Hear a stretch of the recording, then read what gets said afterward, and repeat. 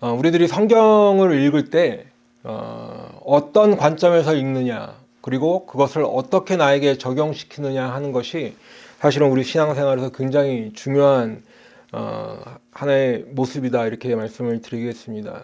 예를 들면 우리들이 아브라함이 이삭을 바치는 그 말씀을 다 알고 있죠. 그럴 때 우리는 그 말씀을 읽으면서 내가 마치 이삭을 바치는 아브라함이 된 것과 같은 그런 이제 생각을 하면서 말씀을 읽을 때가 많이 있죠. 다윗이 하나님을 전심으로 예배하고 이렇게 정직과 공의를 다해서 백성들을 다스리는 모습을 보면서 나도 그런 사람이 된 것처럼 이런 생각을 하게 됩니다. 또 우리가 다 아시는 이제 의로운 욥이 애매한 고난, 이유 없는 고난을 받아서 막 이렇게 괴롭게 하는 모습을 읽을 때에는 마치 내 자신이 그렇게 이유 없는 고난을 당하는 것처럼 이렇게 막 분노도 나고 이렇게 하는 생각을 하게 되죠. 그런데 반대로 성경을 읽다 보면 꼭 믿음의 사람만 있는 건 아니에요. 그렇기 때문에 어떤 사람이 하나님께 불순종하고 또는 악한 일을 행하고 이런 모습들을 보면서 그런 사람들의 모습을 읽을 때는 저 사람은 나랑 상관이 없다 생각하는 거예요. 그런 사람의 모습을 읽을 때는 다른 사람을 항상 떠올리죠. 내 친구 누구를 보니까 이 성경에 나오는 이 악한 사람이랑 어쩜 그렇게 똑같을까? 어쩜 그렇게 똑같은 생각을 할까? 그런 우리가 성경을 읽으면서도 그런 생각을 하게 됩니다. 그렇기 때문에 우리가 성경을 읽을 때 어떤 관점을 보느냐에 따라서 똑같은 말씀을 읽어서 그 말씀 가운데 은혜를 받고 자신을 돌아보는 사람이 있는 반면에 자꾸 다른 사람만 생각하는가 어떻게 돼요? 그러면 나랑은 상관없는 말씀이 돼버리는 거죠. 그렇기 때문에 우리 신앙생활에도 굉장히 중요한 문제다, 이런 말씀을 드리는 것입니다.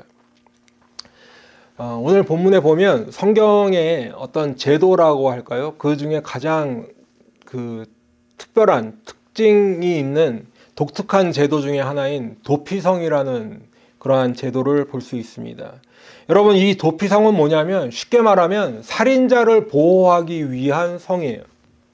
살인자를 구제하려는 그런 제도, 그런 목적에서 만들어진 성입니다. 그리고 성경은 이 도피성에 관한 이 제도를 꽤나 비중 있게 다루고 있습니다. 그래서 오늘 우리가 신명기 본문에서도 이 도피성 말씀을 볼 수 있지만 출애굽기에서부터 또 민수기, 그리고 나중에 이제 여호수아에서까지 보면 이 도피성의 문제를 꽤나 아주 심도 있고 자세하게 이렇게 말씀하는 것을 볼 수 있습니다. 그러면 우리는 이제 그런 생각을 할 수 있지요. 이 도피성을 통해서 하나님께서 베풀어 주시는 은혜를 이렇게 보여주시는 말씀이니까 그렇지, 그렇게 생각을 하면서도 우리는 이 도피성에 관한 말씀을 자꾸 다른 사람과 연관 지으려고 해요. 나와는 별로 관련이 없는 말씀이다. 왜 그런가 하면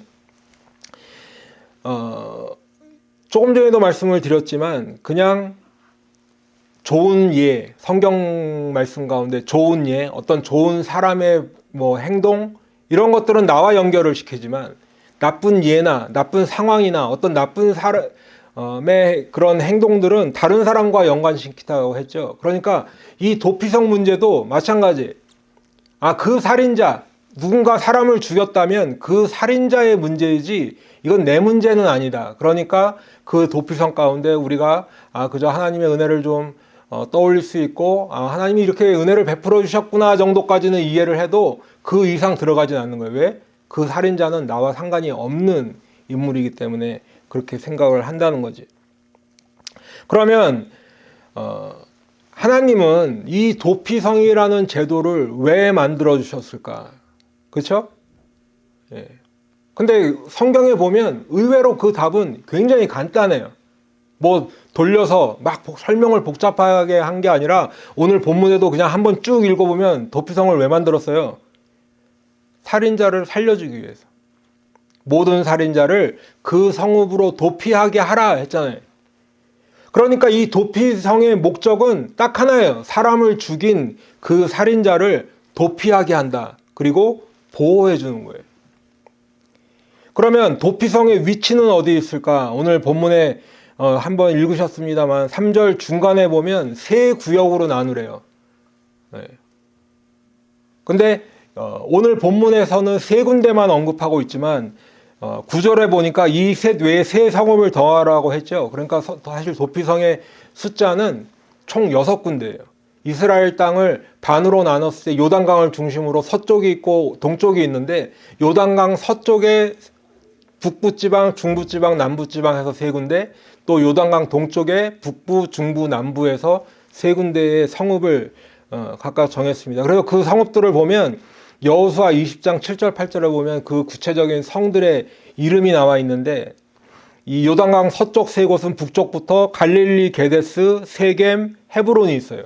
그리고 요단강 동쪽에는 북쪽부터 베셀, 길랏, 라몬, 바산, 골란 이렇게 있는 거예요. 이곳은 이스라엘 가나안 땅, 이 요단강 서쪽이든 동쪽이든 하여튼 이 이스라엘 백성들이 살고 있는 땅에서 어느 곳이든지 뛰어가면 하루길이면 가는 길이에요. 하루면. 예. 그런데 이 유대의 전승에 의하면 가나안 땅에서 어느 곳이든 이 도피성을 향하는 이정표 있죠. 예. 이쪽 방향으로 가면 어느 그 도피성이 있다라는 그게 아주 눈에 잘 띄는 곳에 꼭 있었다고 하고, 그 다음에 거기까지 가는 길은 요즘으로 치면 막 왕복 8차선 이런 도로가 쫙쫙 나 있는 거예요. 그래서 길이 험하지도 않았고 뛰어만 가면 하루길이면 충분히 가는 길이죠. 보통 성경에서 먼 길을 얘기할 때 3일길 이런 표현을 씁니다. 3일길 정도를 떨어졌다 그러면 꽤 먼 거리를 떨어져 있는데, 오늘 본문에서도 보면 하루면 갈 수 있는 거리잖아요. 그러니까 그렇게 멀지 않은 가나안 땅 어디에 있어도 이 도피성으로 갈 만한 그런 곳을 지정해 놓고 이렇게 한 것이다. 그래서 여호수아 20장 9절 지금 그 6 성읍을 설명해 놓은 그 다음 말씀에 보면 왜 이렇게 하루길이면 닿을 만한 곳에 이 도피성을 6군데나 지정해 놓았느냐, 그 이유가 나와 있는데, 제가 한번 읽어드리면, 이는 곧 이스라엘 모든 자손과 그들 중에 거류하는 거류민을 위하여 선정된 성읍들로서 누구든지 부지 중에 살인한 자가 그리로 도망하여 그가 회중 앞에 설 때까지 피해 보복자의 손에 죽지 아니하게 하기 위함이라. 예. 살인한 자가 어디서든지 달려가면 하루면 도착할 때 동서남부 아무데나 있는 거예요. 그렇기 때문에 그곳에 이제 그 살인자를 보호하려 한다는 거죠. 그러니까 좀 정리해서 말씀을 드리면, 하나님이 도피성을 왜 만들라고 명령하셨어요? 살인자를 살리기 위해서. 왜 하루면 달릴 만한 이렇게 가까운 곳에 6군데나 그곳을 지정하셨어요? 살인자를 살리기 위해서. 그러면 우리는 이런 질문을 할 수 있죠. 아니, 하나님이 살인자를, 다른 사람도 아니라 사람을 죽인 살인자를 살리시려고 굳이 이 도피성을 한두 군데도 아니고 6군데, 어디서든지 뛰어가면 하루면 닿을 수 있는 그런 거리에 이렇게 만들라 하셨을까? 왜냐하면 하나님이 의인을 살리시기 위해서 그렇게 해놓으셨다, 이해가 가죠. 그건 우리가 납득할 수 있어요. 그런데 왜 어떻게 보면 하나님 뭐 이런 거 다 떠나서 우리 인간들끼리만 봐도 사람을 죽인 살인자는 가장 흉악한 범죄를 저지른 사람인데, 하필이면 그 살인자를 살리시기 위해 하나님은 이렇게까지 하시는 건가? 이 질문은 도피성에 관한 오늘 말씀에서 우리가 깨달아야 하는 중요한 이유이기도 합니다. 첫 번째로, 왜 하나님은 살인자를 살리기 위해 이런 도피성을 만드신 것일까? 우리가 깨달아야 하는 것이 있는데, 첫 번째는 하나님은 어떤 죄인이라도 용서하시는 하나님이시다라는 것을 말씀하고 있는 거예요. 여러분, 시대를 막론하고 조금 전에도 말씀을 드렸지만 인간이 지을 수 있는 죄 중에 가장 악랄한 죄가 뭘까요? 가장 악한 죄가 사람의 목숨을 죽이는 거잖아요. 그렇죠? 그러니까 꼭 뭐 예수를 믿건 안 믿건 이 세상 법정에서도 가장 크게 형량을 주고 벌을 주는 게 뭐예요? 살인죄잖아요. 그렇죠? 그런데 세상 사람들만 그런 게 아니죠. 하나님도 살인을 엄격하게 금지하셨어요. 사람을 죽이는, 목숨을 죽이는 이 살인을 엄격하게 금지하셨다는 거죠.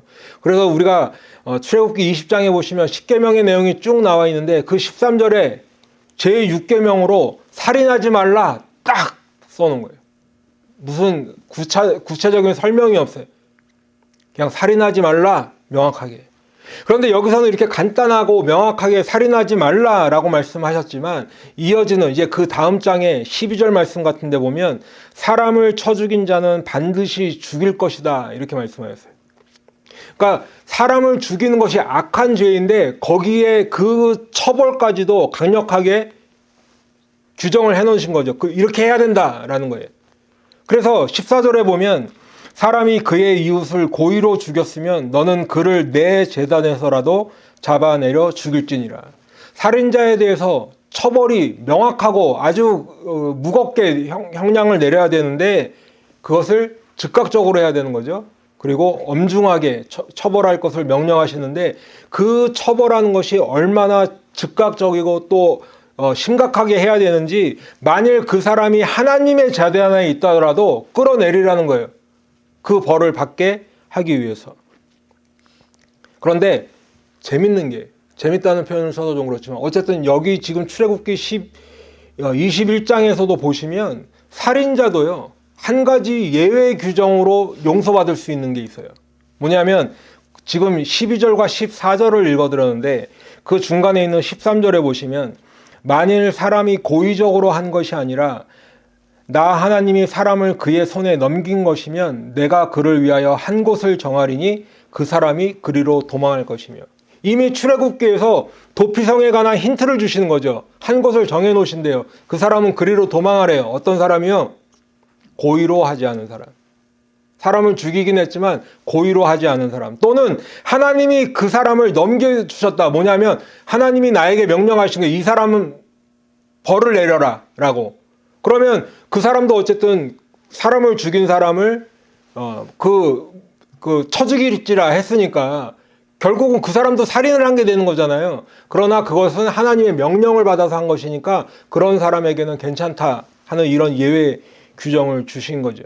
그러니까 살인은 어쨌든 하나님이 엄격하게 금지하시는 죄인데 그런데 그리고 살인자에 대한 처벌은 즉각적이고 또 그 형벌은 사형에 해당하는 강력한 처벌을 해야 하지만 예외 규정이 있다는 거예요. 지금 말씀드린 대로 고의적이지 않거나 하나님이 처벌을 명령하신 경우에는 괜찮다 하는 거죠. 그러니까 오늘 도피성에 관한 말씀에서 살인자를 위해서 도피성을 마련하신 것은 살인이 괜찮아서가 아니라는 거예요. 살인이 아무렇지도 않은 죄이기 때문에 하나님이 도피성을 만들어 놓으신 것이 아니라 그 악한 살인자이지만 용서받을 수 있는 길이 있다는 것을 우리에게 말씀해 주고 있다는 거예요. 여러분 세상에서 가장 악한 죄를 지은 살인자라도 하나님은 용서하시는 하나님이다라는 사실을 꼭 믿으시기 바랍니다. 그러면 진짜 그럴까요? 그냥 김 목사가 이렇게 하는 얘기 아닐까? 우리가 그런 생각할 수 있잖아요. 진짜 하나님이 그러실까? 성경에서 봐도 그 예가 있다는 거예요.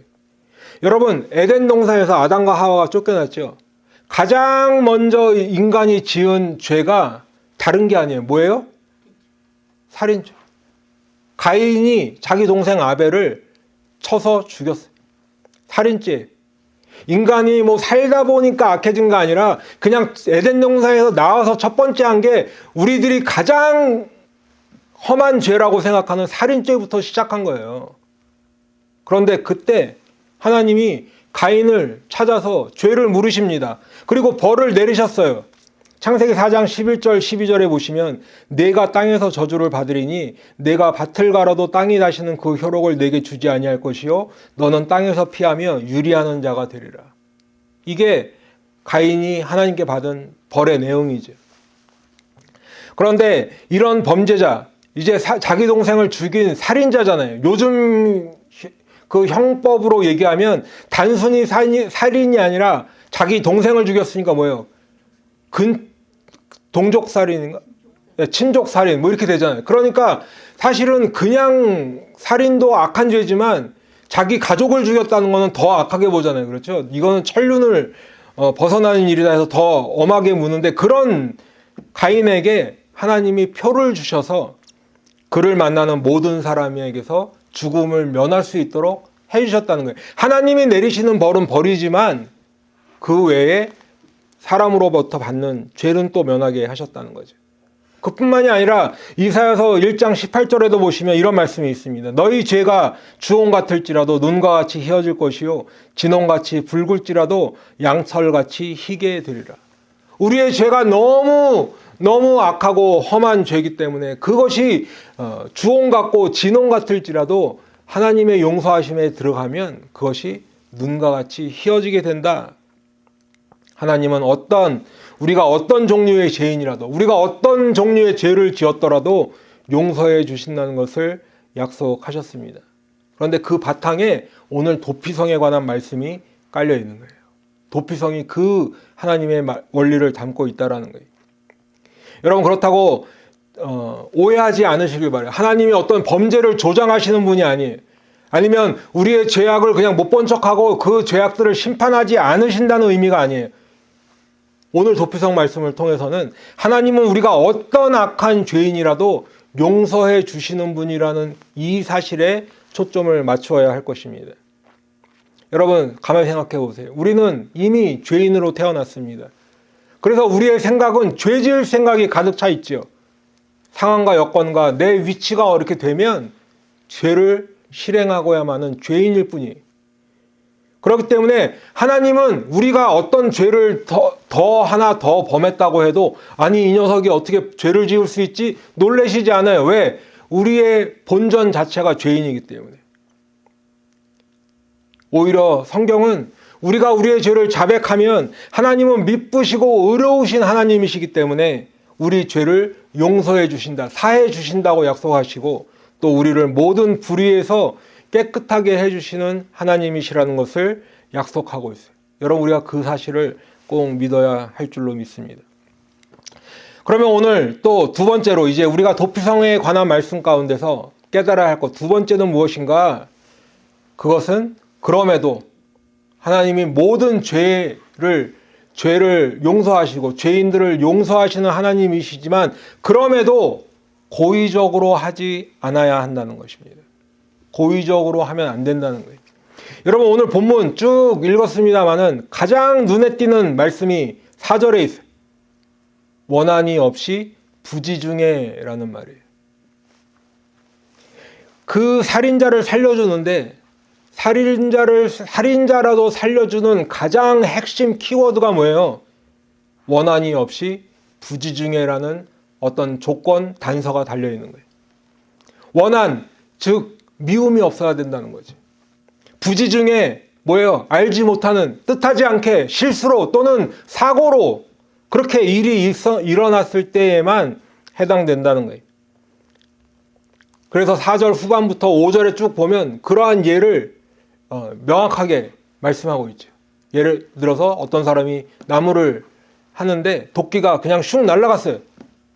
그 자루에서 빠져서. 그런데 하필이면 그게 다른 옆에 있는 사람이 맞아가지고 그 사람이 사망하게 됐다. 이것은 하나님이 인정하시는 그런 살인죄에서 예외 규정으로 가는 거지. 구체적인 예를 말씀하고 있어요. 그런데 그렇게 돼서 어쨌든 사람은 죽었는데 예외 규정으로 남아있는 게 뭐냐면 원한이 없이 부지중에가 하나의 단서가 되는 거예요. 왜 그렇게라도 원한이 없이 부지중에 그렇게 실수로 또는 사고로 이렇게 그런 사람들은 용서해 주실까? 10절에 보니까 그 이유가 나와 있는데 무죄한 피를 흘리지 말라는 거예요. 왜? 살인을 했으면 반드시 다른 사람이 그 살인자를, 그 피해자를 위해서 보복하게 되어 있어요. 그렇죠? 아까 출애굽기에 읽었잖아요. 살인자는 돌로 치라 해서. 그런데 그 사람이 이게 원한이 없이 부지중에 한 거기 때문에 그때는 살려주라는 거예요. 그래서 이 무죄한 사람의 피를 흘리지 말라고 하시는 거지. 그런데 거꾸로 생각해 보면 만일 어떤 사람이 원한을 가지고 미워하는 마음을 가지고 사람을 죽이게 됐어요. 실수나 고의가 아니라 실수나 어떤 사고가 아니라 고의로 그 사람을 죽였다면, 그래서 그 사람이 도피성으로 뛰어 들어왔어요. 도망했어요. 그러면 그 사람은 어떻게 해야 돼요? 12절 13절에 그 사람에 관한 처벌 규정이 나와 있는데 그 본 성읍 장로들이 사람을 보내어 그를 거기서 잡아다가 보복자의 손에 넘겨 죽이게 할 것이라. 내 눈이 그를 긍휼히 여기지 말고 무죄한 피를 흘린 죄를 이스라엘에서 제하라. 그리하면 내게 복이 있으리라. 어떤 사람이 도피성으로 들어왔어요. 살인하고 들어왔대요. 얘기를 들어보니까 이 사람은 원한이 없이 부지중에 했어요. 그러면 그 사람을 보호해 주지요. 그런데 얘기를 들어보니까 원한이 있어요. 부지중에 한 게 아니에요. 고의로 한 거예요. 그러면 어떻게 해야 된다는 거예요? 그 죽은 사람을 위해서 따라온 그 성읍의 장로들에게 내어주라는 거죠. 그런 경우에는 그냥 내어주는 정도가 아니라 긍휼히 여기지 말라고 성경은 말씀하고 있어요. 우리가 성경에서 늘 듣던 말은 뭐예요? 긍휼히 여기라는 말이잖아요. 그죠? 자비를 베풀고 긍휼히 여겨야 돼요. 그런데 이런 경우에는 긍휼히 여기지 말라요. 왜? 무죄한 피를 흘린 죄를 이스라엘에서 제거하기 위해서. 그렇게 하지 말라는 거예요. 그리고 그것이 결국은 하나님의 말씀에 순종하는 거죠. 그 순종으로 인해서 네게 복이 있으리라 성경은 분명히 말씀하고 있습니다. 여러분, 그러면 조금 전에 하나님은 어떤 종류의 죄인이라도 다 용서하신다는 말씀을 드렸는데, 지금 도피성에 관한 한 말씀 안에서도 용서받지 못하는, 오히려 넘겨서 죽이게 하고 또 긍휼히 여기지 말라 하실 정도의 그런 죄가 따로 있다는 말인가, 우리가 그런 의문도 가질 수 있죠. 저는 이것이 두 가지 측면에서 나타나고 보는데, 하나는 인간에 대한 측면에서 그러한 경우가 있고, 또 하나는 하나님에 대한 측면에서 이렇게 두 가지 경우가 있다고 생각합니다. 먼저 인간에 대한 측면은 말 그대로 원한을 가지고 고의로 죄를 범하는 경우예요. 여러분, 우리는 다른 사람을 미워하는 마음이 들 수도 있죠. 아니면 최소한 뭔가 섭섭한 거예요. 그렇죠? 그 정도의 마음은 들 수 있어요. 그런데 문제는 그 마음이 드는 자체라기보다는 그 이유가 문제예요. 그런 마음이 들었는데 생각해보니까 나는 예수를 믿는 사람인데, 아이고 내가 내 형제 자매를 미워하면 안 되지. 얼른 회개하고 그 마음속에서 미워하거나 섭섭한 마음을 털어내는 사람들이 있죠. 그런데 반면에 어떤 사람은 그 미워하는 마음이나 섭섭한 마음을 가지고 자꾸 마음속에 키워내는 사람이 있어요. 그런데 마음에서 커지기만 하지 않죠. 결국은 뭘 해야 돼요? 어떻게 해서든지 기회를 봐서 되갚아준단 말이에요.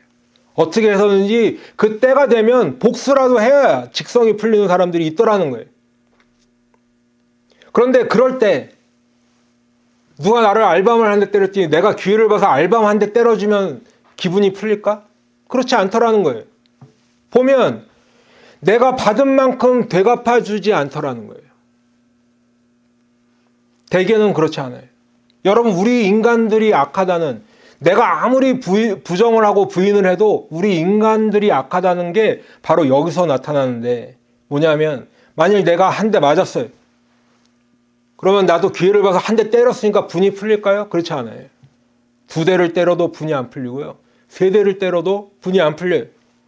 그냥 아주 막 진짜 속된 말로 한 반쯤 죽여놓고요. 내 앞에 무릎 꿇고 막 눈물 뚝뚝 흘리면서 다른 사람들 보는 앞에서 망신을 한번 제대로 줘야 내 응어리가 조금 풀릴까 말까 한다니까요. 이게 우리 인간이 악하다는 증거인 것입니다. 여러분, 그래서요, 오늘 본문에 읽진 않았지만 19장 맨 마지막 절에 이 말씀이 있어요. 생명에는 생명으로, 눈에는 눈으로, 이에는 이로, 손에는 손으로, 발에는 발로이니라. 많이 들어보신 말씀이죠. 근데 여러분, 이 말씀이 우리들에게 하나님이 마치 보복하는 것을 장려하고 권하는 말씀으로 읽지 않으시길 바라요. 그런 의미가 아니에요. 조금 전에도 말씀드렸듯이 우리는 나에게 눈에 피해를 입힌 사람에게 눈의 대응으로만 끝나지 않아요. 눈에 피해를 입혔어도요, 눈에는 눈과 이와 손과 발과 생명까지 해야 그나마 조금 내 응어리가 풀리는 그런 악한 사람들이라는 거예요. 눈에 대한 공격에, 눈에 대한 보복으로 정확하게 이렇게 하는 사람이 있어요? 없어요. 그렇기 때문에 지금 이 말씀은 우리들에게 보복을 장려하고 꼭 되갚아줘라 하는 말씀이 아니라, 그렇게 할 수 있으면 하지만 그렇게 하지 않으면 어떻게 돼요? 하면 안 되는 거예요.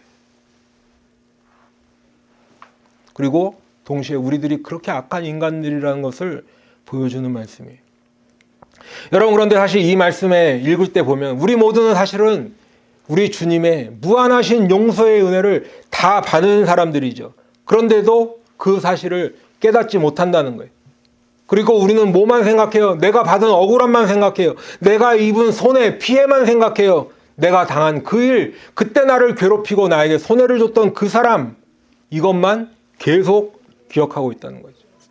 우리는 이미 주님 앞에 10,000달란트나 되는 거대한 그 무한하신 은혜의 용서의 은혜를 다 받았는데 나에게 빚진 100데나리온 빚진 그 사람을 용서하지 못하고 보복을 하고 복수를 하고 그 사람을 감옥에 가두어야 내는 그런 우리들이라는 거예요.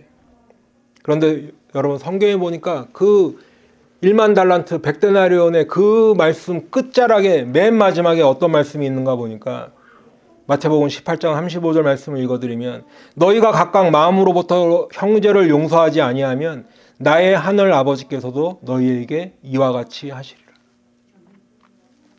이미 우리가 그 용서를 받았는데 내가 용서하지 못해요? 그러면 용서하지 못하면 다시 하나님 앞에 용서가 캔슬되는 거예요. 없어지는 거예요. 못 받는 거예요. 두 번째는 하나님에 대한 측면인데 이것은 사실 용서받지 못하는 죄에 관한 말씀이라기보다는 우리가 계속해서 우리 죄의 문제를 해결하지 않기 때문에 결국은 용서받지 못한다는 의미와도 맞아요. 무슨 말인지 알죠? 예, 여러분, 용서받지 못한다는 전제가 뭐예요? 나는 누추럴한 상태, 그냥 중립의 상태예요. 천국에 갈 수도 있고 지옥에 갈 수도 있고. 그런데 내가 어떤 실수로 용서받지 못한 죄를 범해서 지옥 가게 됐네?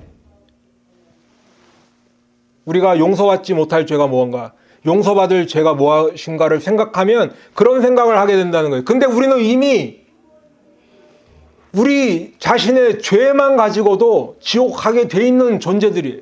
그 정도로 우리가 악한 죄인이라는 거예요. 그러니까 우리는 이것이 용서받을 수 있는 죄인가, 용서받을 수 없는 죄인가를 따지기 전에 지금 현재 나에게 있는 죄부터 뭐 해야 돼요? 자복하고 회개해야 하는 것입니다. 여러분, 우리가 만일 지옥에 간다면 그것은 내가 어떤 특정한 용서받지 못할 죄를 한 가지 더 저질러서 가게 되는 게 아닌 것이에요. 내 자신이 이미 죄인이기 때문에, 내 죄가 그렇게 악하고 심각한 죄이기 때문에 가는 것입니다. 무슨 말인지 아시죠? 예. 사람들은 거기에 관심이 있어요. 어떤 게 용서받지 못할 죄인가, 어떤 죄는 용서받을 만한 죄인가, 여기에 관심이 있고 구분하고 그게 뭘까 궁금해하지만 사실은 우리 자신은 이미 죄인이기 때문에 내 죄만 가지고도 지옥 가기에 충분한 그런 사람이라는 거예요. 예수 그리스도를 통하지 않고서는, 우리 주님의 그 십자가의 보혈로 죄 사함의 은혜를 받지 않으면 결국에는 다 지옥에 가게 되어 있는 것이 우리의 본성인 것입니다. 여러분, 그러면 하나님은 살인자라도 용서하시는데 우리들은 왜 우리들의 그 죄를 용서받지 못하고 지옥에 가게 되는 걸까? 가장 중요한 이유가 내가 죄인임을 깨닫지 못하기 때문에 그렇습니다. 여러분, 내가 죄인인 것을 깨닫지 못하는데 회개하겠어요? 회개 안 하죠. 왜? 내가 지은 죄가 없는데요. 내가 죄인인 것을 깨닫지 못하기 때문에 주님 앞에 회개하지 않습니다. 그러니까 십자가의 보혈도 필요가 없는 거예요. 회개하지 않으니 용서받을 길도 없지요. 그 죄가 계속 남아있으니 결국은 살인자라도 용서하시는 주님이시지만 회개하지 않는 사람에게는 방법이 없는 거예요. 지옥에 가면 용서받지 못할 죄를 지어서도 가겠지만 이미 독생자 예수를 십자가에서 우리 대신 죽이시고 모든 용서의 길을 다 열어놓으신 그 주님, 우리의 모든 죄값을 치러주신 주님이 계신데 그 주님을 믿지 않고 회개하지 않으니 결국은 지옥 가는 거예요. 도피성에서 쫓겨나는 거예요. 이스라엘에서 악을 제하라는 말씀이 이루어지는 것입니다. 마지막으로 오늘 도피성에 관한 말씀에서 우리가 꼭 깨달아야 하는 것은 무엇인가? 바로 내 자신이 그 살인자의 모습으로 도피성으로 들어가야 한다는 사실입니다. 여러분, 오늘 처음에도 말씀을 드렸지만 성경에서 우리가 성경을 읽을 때 어떤 관점으로 읽는가 중요하다 말씀을 드렸죠. 좋은 예, 좋은 믿음의 사람, 나 자신과 연결시키는데 나쁜 예, 불신앙의 사람들은 다른 사람을 자꾸 떠올린다고 말씀을 드렸어요. 그런데 우리가 오늘 도피성에 관한 말씀도 마찬가지. 우리는 살인자가 용서받는 말씀, 우와, 하나님의 은혜가 정말 크구나. 아무리 그 사람이 원한이 없고 부지중에 한 일이라도 어쨌든 살인자가 용서받았다면 그 은혜가 크구나라는 생각을 하게 되지만 반대로 우리 마음에 불편한 마음도 있다라는 거예요. 왜요? 어떻게 살인자가 용서를 받아? 사람을 죽였는데. 마치 성경이 그 피해당한 사람은 생각하지 않고 가해자의 입장만을 고려하는 거 아니야? 이런 생각을 한단 말이에요. 우리가 그냥 일반 세상 뉴스에서도 그렇잖아요. 어떤 큰 이슈가 있는 정말 악한 범죄를 저질렀는데 이 사람이 제대로 합당한 처벌을 안 받아요. 뭐 집행유예로 나와버려요. 그러면 어떻게 돼요? 야, 이거 불합리하구나 생각하는데 오늘 도피성 말씀을 통해서 우리가 그런 생각을 하게 된다는 거죠. 여러분, 그런데 그 용서받은 살인자가 어떤 저 멀리 악한 그 사람이 아니라 바로 내 자신이라고 생각해 보면 어떤 모습으로 우리가 반응하게 될까요? 우리가 그 살인자의 모습으로 도피성으로 피해야 된다는 사실을 꼭 깨달으시길 바랍니다. 하나님은 왜 도피성이라는 것을 만들어 살인자를 살려주려고 하실까? 그 사람을 용서하기 위함이라고 생각하니까 그게 불편해 보이고 불합리하게 들리는 거예요. 그 어떤 사람. 그런데 하나님은 왜 도피성을 만들려고 하셨을까 했을 때 그 도피성이 나 같은 살인자, 이 살인자의 모습이 내 모습이기 때문에 하나님이 나를 살리시려고 만들어주셨다 생각하면 그 도피성이 곧 은혜의 장소가 되는 거죠. 하나님의 은혜를 깨닫게 되는 것입니다. 사랑하는 성도 여러분, 우리 주님은 지금도 오늘도 우리를 죄인들을 오라고 부르십니다. 여러분, 주님께서 죄인들을 부르신다는 의미는 그 사람만 부르는 게 아니에요. 우리 모두를 부르시는 거예요. 왜요? 우리 모든 인간은 한 사람도 죄인이 아닌 사람이 없기 때문에, 우리 모두가 다 죄인이기 때문에 죄인을 오라 하실 때는 우리 모두에게 해당되는 말씀입니다. 여러분, 그럼에도 우리는 다른 사람은 몰라도 나는 최소한 의인이라고 생각해. 죄인인 걸 인정해도 그냥 조금 이렇게 약간 나쁜, 그래서 착한 죄인 정도는 된다라고 생각을 하지. 그렇기 때문에 도피성이 불합리해 보여요. 살인자를 어떻게 살려줄 수 있어? 라고 항변하게 돼. 회개하고 복음을 믿으라는 말씀을 들으면 그 말씀이 나를 향한 말씀이구나 생각하지 않고 죄를 위한 말씀이구나라고 생각하는 거예요. 여러분, 그런데 그런 생각을 하는 사람들은 오늘 우리들 말고 또 있었어요. 성경에도 기록되어 있어요. 세례 요한이 죄사함의 세례를 베푸는 그 자리에 바리새인들과 사두개인들이 많이 찾아왔어요. 그런데 그 사람들은 거기에 자기들의 죄를 자복하고 회개하고 죄사함의 해결을 받고 돌이키려고 찾아온 게 아니에요. 그냥 구경하러 왔어요. 누가 오나? 무슨 일이 벌어지고 있나? 아니면 최소한 그 정도 자리는 가야 그래도 사람들이 나를 신앙 좋은 사람이라고 생각하겠지라고 판단해서 거길 간 거예요. 근데 그 모습을 보고 세례 요한이 뭐라고 그랬어요? 마태복음 3장 7절에 보니까 독사의 자식들아.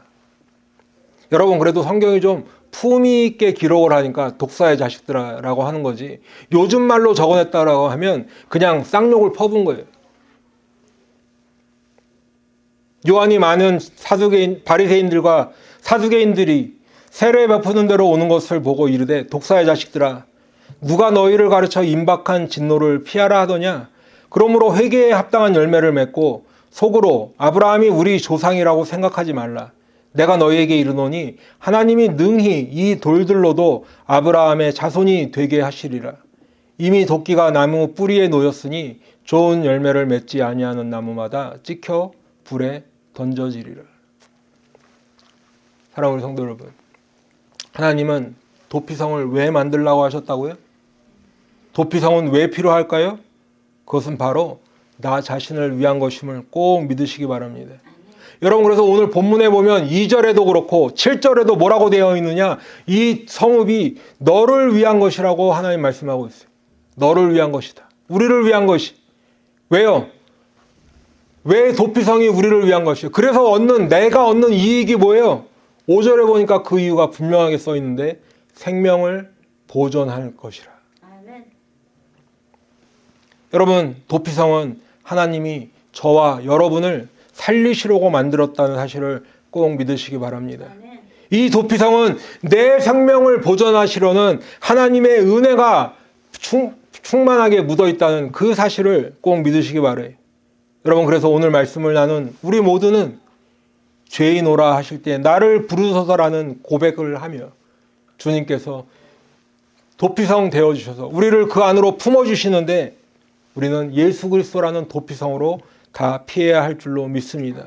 그래서 하나님 주시는 생명을 보존하는 그 은혜를 다 받으시는 우리 모든 성도들 되시기를 축원합니다. 기도하겠습니다.